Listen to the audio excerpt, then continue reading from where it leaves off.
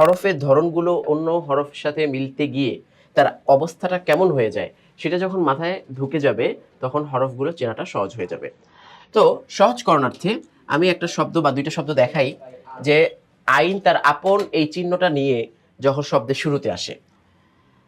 আমরা দিলাম আইন, সাথে দাল সংযুক্ত হলো, এরপরে লাম, আদালা, এই শব্দটা আমরা দিলাম আইন দাল লাম।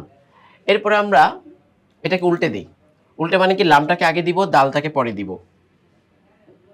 গইন লাম দাল, এই গইন একটা নোক্তা দিয়ে আমরা গইন বানিয়ে ফেললাম এটাকে, যেহেতু আইন আগে আমাদের আছেই।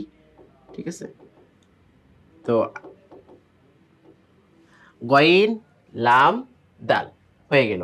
এখানে যদি আমরা আরেকটা নোক্তা দিই তাহলে জাল হয়ে গেল, জাল। আচ্ছা, তো এই পর্যন্ত আমাদের রইল।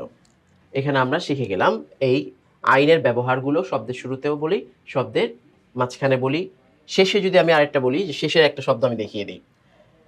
শেষে অনেক সময় আইন এইভাবে আসে, যেমন আমরা প্রথমে নিলাম নুন, এরপরে গইন, এরপরে আবার আইন, এই যে নুন গইন আইন।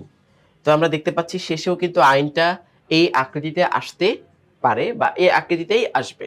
হা কখনো এখানে লেগে আসবে না।